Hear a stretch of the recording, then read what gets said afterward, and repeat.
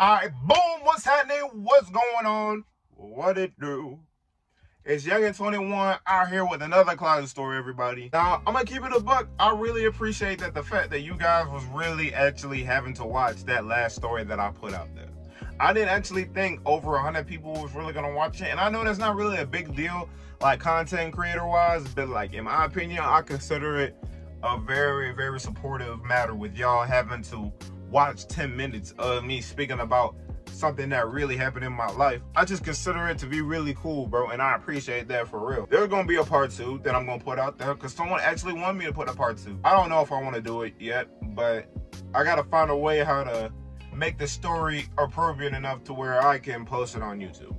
But my nigga, I ain't here to talk about that story because there was something that I needed to speak on right before I would get into that part 2 of that. I wouldn't really say that you would consider it to be fake. This story literally comes from my neighborhood, and where I live at, the houses are great, playground's good, economy's good, you know what I'm saying? But when you go in the houses, you never know what's gonna happen. You're always gonna be safe in the environment as long as no one else outside knows what you're doing in your house. Like, no matter what you do, all your secrets, listen to me. I'm taking my glasses off because I really feel like no one understands, man. Real secrets come down in the house, bro. You're gonna get exposed for what you do, okay? No matter what you do or what you say, my nigga, someone's gonna hear it, someone's gonna listen to it, and someone's gonna see it. I lived in this neighborhood for around 11 years, and I didn't really think that, you know, crazy shit would really go down in people's houses because, you know what I'm saying, it's so quiet. Like, I literally wake up, mow the lawn, and I'm seeing people literally walking their dog outside in the morning and until the afternoon. Even at 9 p.m., that's so legit. I'll see a whole couple walking outside at 9 o'clock, and it don't even make sense to a nigga, you feel me? I think this was around the end of the summer. It's August 31st with me recording this right now. If you guys don't know, it is August 31st. I know this is backwards, but this is August 31st, so yeah. Let's get straight into the story. So, it was me, Huncho, and Twin. Now, if you guys don't know who I just mentioned, I have literally had those two people in my vlogs before. If you did not watch the second vlog or the first vlog that I uploaded, the link will be in the description down below. This whole story continues going off with me, Twin, Huncho, and a whole bunch of other young niggas. We started off our day by trying to make music. We were trying to use my car as a studio, and I've been trying to work on that 3 times, and it hasn't really worked out for me. I'm not even gonna lie. We were in my car for around 4 hours trying to figure out how we were gonna make the music. We really gave up at that point, and I think it was hitting around up to 7 to 8 o'clock. Me, Twin, and Huncho went to Walmart real quick to get some. When we came back, I can't really remember what went down for the next 2 hours. Now, here's the thing, right? There were 3 young boys, okay? One of the two, all 3 of them were all incoming freshmen. I'm really not sure what happened after that because all I can remember is around, I believe it was up to 8 o'clock. They had got a recent text, and these were from the young boys. Now I'm just gonna call them young niggas. Now the young niggas, bro, they had access to this one woman that lived across my street, and apparently they were getting paid during the summer to mow her grass. I don't know how long those young niggas have known that woman. I'm just giving you my perspective on the story and all the details that I got from there. Literally, I don't know how they knew everything about her side of her life, knowing that all they do is just go around the neighborhood. She lives in our neighborhood. You cut her grass, you get the money, you handle business from there. Why you gotta... It's so weird. What gave those young niggas the time to literally listen to anything that she had to say about her life, knowing that you could have worked so many other things to work on your life? So fast forward, and we went to the park to chill out, and the Memphis guy, I ain't gonna say the Memphis guy name, I'm gonna just call him my Memphis nigga, because I actually fucks with bro, you feel what I'm saying? Like, I just met him literally this year, and I'm already fucking with him, you feel what I'm saying? Like, I'm finna get right with him. He had apparently walked back to his house. He had his girl and everything. So he was taking her home and stuff like that. When he came back, he told all of us Bro, I hear screaming out there, bro. I'm like, what? I'm just thinking, bro, tweaking, you know what I'm saying? Like, y'all know when it comes to these, like, Memphis people, bro, like, they hear something that's related to where they're from, bro. The paranoia is gonna go from 1 to 100. Real nigga talk. Obviously, I'm not tripping about it. You know what I'm saying? I got my twin. I got Huncho. When I got 2 warriors, what in the world am I gonna be tripping for? You know what I'm saying? I really can't remember how many minutes we did this. Like, it's the fact that these young niggas were literally interested in this whole factor for the past 4 hours. I kid you not. Maybe it was 3. I don't know. Because this all started around 7 to 8 o'clock. And nobody went home until 10 or 11. Understand when I say that not only was this one of the most ridiculous factors that I ever got a part of, but it's the fact is that what was actually going down or what he was saying was actually somewhat of the truth. We fast forward in 20 minutes and this Memphis dude and this Memphis nigga is just tweaking out. I want to really say tweaking out. He's pretty much just going over saying how like the baby daddy usually comes around the house when he's not supposed to, and when he's in the house he usually just beats around his baby mama while the 5-year-old kid is watching. Now, in my own opinion, I'm thinking to myself, while living here for 11 years, this is my first time hearing in situation happening like this in our neighborhood. And this is a new resident, bro. Who do you think I'm going to believe, whether it's myself or this person, bro, that I've only known for 3 weeks? You feel me? Especially if it's some baby dad beating up a baby mama with their child watching. You would think that that's some shit that you would see in a Family Guy episode. Keeping it real. 30 more minutes go by. Those other 2 young niggas, you know, they hit her phone up, you know, asking like, is she good? Like, is everything okay? They get a text back from her saying like, yeah, everything's okay, everything's all good. A whole like 3 long sentence or something like that. Then they reply back saying that we thought we had heard screaming in the room. The way how I really want this to be explained, because I really can't get into all of the details until we get into 9 o'clock. Because right now I'm speaking in 8 o'clock. In 8 o'clock, bro, we were literally trying to figure out whether we had wanted to go or whether we had just wanted to wait and see what was going to happen. It was all the young niggas. All the young niggas follow our Memphis bro, right? Knowing how interested they are, obviously I had figured that they had wanted to be a part of the scene. I think 9 o'clock I hit, and they had went walking again. When they had went walking, they said they heard screaming again. So I'm like, okay, there's no way this is possible. I mean, yeah, bro, it's 9 o'clock, you feel me? I would understand that, like, people like to get down in their house, you feel me? Whether it has to do with what they're taking, it's their decision to take it. You feel me? It's not our fault that we caught someone going crazy just because they got drunk, high, or anything like that. You feel me? That's just who grown people are, bro. At the end of the day, they gotta let themselves go. But this standard was different, all right? Like, you don't just have 2 screams in your own house in the Middle Eastern suburbs, okay? It don't work like that, especially if you lived there for 11 years and never heard of something like that happening before, or your parents ever hearing something like that happening before. It didn't seem right. So I'm like, okay, there's no way this is actually real. So I gotta go check this out on my 2 eyes. I get up the bench and I go walk up to that street, to that house, fam. When I get to that house, we're all really just standing there waiting and seeing what's going to happen next. We don't hear anything. I don't hear anything, to be honest with you. And to be honest, I didn't really care because I thought that this was just something that we would do as a dumb nigga activity. They said that they knew this woman for at least 3 weeks from just mowing her grass. And I don't even know what she looks like. I don't know what the baby dad looks like. I don't know what the son looks like. Legit, I am a bystander in this whole scene. We are literally parked right in front of people's garage step. And when I say parked, we're literally just standing there, just noobing around the entire garage parking lot for no reason. I don't even know what the fuck. I don't even know why the fuck they did this. I don't know if you would consider it as a crime, because you really got to think about it. if you hear a woman getting beaten up by a grown man in a one-story house in the Middle Eastern suburbs, what would you do in that predicament? Like, what would you actually do with a bunch of black people who are going to explain to someone that there's a baby dad beating a woman right in front of a child in a Middle Eastern suburbs neighborhood? Do you really think that something like that is going to apply well with police officers, bro? How long would that conversation be, bro? Like, you're a bystander trying to be a witness for someone based off of a scream.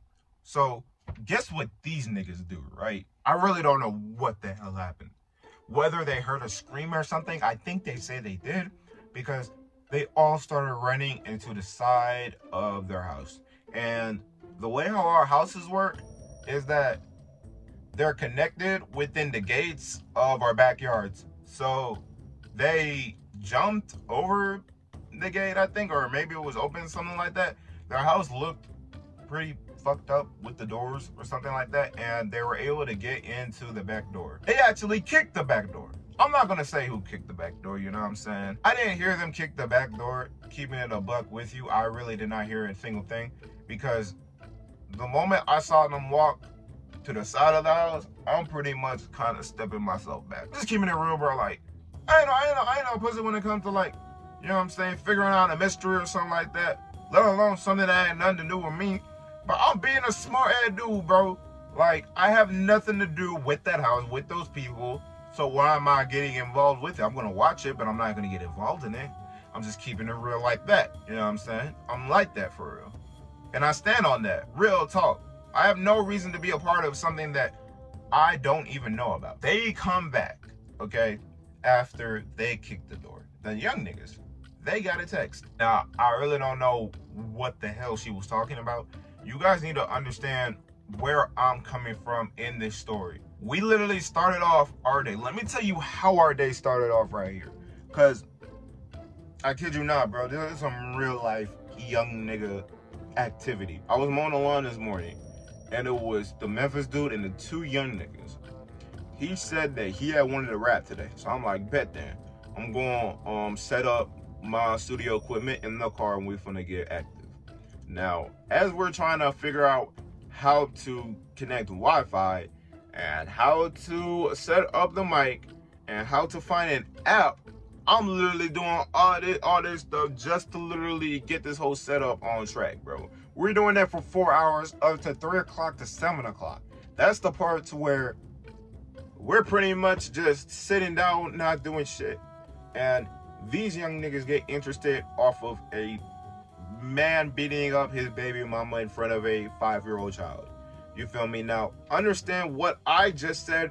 Put that in your perspective, bro, and think of this to yourself. If you were me, bro, would you record this scene, tell the story about this scene, or expose this scene? When you could have literally made a video and tell people that this is how you need to be when you are with people that do shit that could end up giving you issues later on in your life, bro. So I'm keeping it real. I was the bystander, fam. I was the watcher, okay? I was the witness of everything, no cap. It was me and the young nigga's little sister. Yes, the other young nigga brought his little sister. I'm chilling, it's just me and her, and we're watching them walking back and forth, running on the side of people's houses. It is literally just the most, I can't really say it's funny because we had nothing to do with this. This was the most weirdest shit I've ever seen any known young nigga do. These people literally walked there, walked back, had thought of a plan. These niggas were planning on how they wanted to walk back to that house. It is 9:29 at this point, bro. I'm trying to figure out what the fuck we're doing. They come out the house. The baby mama and the baby daddy and the child. They come out the house. I see the baby mama, right? And there was something up. What I saw were a mark right over here on her eyeball. And it seemed to be somewhat a little bit dark. I can't really speak for who this person was or why he did it, but I'm just gonna say that right here, bro, that the fact that you as a man is going to a woman's house with their child and is abusing them based off of your own appeal is the most fucked up thing I have ever seen in a man, bro. You can't call yourself a man if you are using your baby mother's house, even if it's your own money, bitch. You don't own that house, bro. You feel what I'm saying? Like, you don't own that house, let alone mostly own that child. Yes, you pay for that child. Yes, maybe there are times when you take care of that child, but you're not in that child's life, bro. That child probably wakes up seeing his mama more than he probably sees you. Now, when I see the baby daddy, bro, nigga pulls up with a hat and a damn vape in his hands. When I saw the fucking vape in his hands, I already knew what kind of mental control this man had. And it was literally right in his hands, bro. Dude, it gets so much more worse than this, bro. It came to the point where I see the 5-year-old little kid running down the ramp of the garage up to the Memphis dude. I kid you not. To think that this was actually real threw me off, bro. Because I know a lot of you guys may think that what I'm saying is over-exaggerated. What these young niggas explained and what they told was actually the truth. Now, we're all talking to the baby dad, right? Because he's pretty much trying to figure out why we knocked down the door. I'm not going to tell you who knocked down the door. When I say knocked down the door was basically, the lock was broken. So when they kicked the door, it opened. All right, it didn't break. Like, the whole door didn't, like, knock off. You feel me? Like, it was a little, obviously faster than that, but that's literally how it went right there. Now, the Memphis dude, you know what I'm saying? He was the first person who met that baby mama. So he knows for a fact that this is atrociously fucked up. So he came over there saying, like, hey, bro, you out here beating up a woman, bro. We do not do that around here, bro. And if you keep doing that, bro, we're going to have to do something to you right there, bro. I took all respect when he said that. All respect, bro. Like, he a real nigga for saying that. I'm out here to the point looking at this to where, like, okay, this seems to be like a neighborhood problem. And I'm not saying in the neighborhood's perspective, I'm saying in this house perspective. Because if she's not going to report to herself about this situation, or if anybody else isn't going to report, then there's pretty much just going to be problems from there. Apparently, after all of this went down, the young niggas had got told from her that if she were to try to press charges or anything to report him, then he was going to do something to her. And obviously, I'm guessing that she was scared of what he was going to do with her or whatnot. But obviously, she didn't have the power to report him, from what I've heard in those text messages. So, continuing back with all of us posted up right in front of this dude's house while he's outside in front of the door with his baby mama, and the kid runs back in the house, obviously, you feel me? He obviously said that nothing was going on, you feel what I'm saying? Like, everything was chill, everything was good, you feel me? Like, you ain't gotta worry about shit. He literally said, you ain't gotta worry about shit. I'm like, dude, you kidding me? I kid you not. You sound just like these young niggas. You talk just like these young niggas, bro. And you out here talking about, we ain't got shit to worry about. Or we ain't got nothing to worry about. When I hear, okay, I'm gonna just say it so clear, bro. Because I feel like, and I'm taking my glasses off again for this. If you hear a grown man saying, ain't shit going on here. You guys understand what I'm trying to say here, bro? Another grown man is gonna say, ain't shit going on here. Another grown man is gonna say, a regular grown man would say, there's nothing going on here. Why did you break in my house? I'm still trying to figure out that question. That man did not keep asking why his door was broke, why we kicked his door. He knew why we kicked the door open. Not we. You feel me? Yeah, I ain't saying we. Because, nigga, I was the bystander. I'm talking about my young niggas. Okay? They kicked down the door. And he knew why they kicked down the door. I know you guys may think that it's fake, but it kind of pisses me off that, like, this was actually real. When we let them go back inside, we all went back to the bar. The baby mama had texted the young nigga saying that you ain't got to worry about me. You know what I'm saying? We weren't doing anything crazy. All this and that, you feel me? We're just doing okay. And it pretty much came to the point where, I don't know if she texted to these young niggas that she was getting beaten up by her baby daddy, but I can definitely say this for sure. She was definitely trying to get us involved with her issues. And I gotta say, that's really fucked up, especially for a white person. I pray that, you know what I'm saying, you continue to live your life. I mean, I can't really say the best for these people.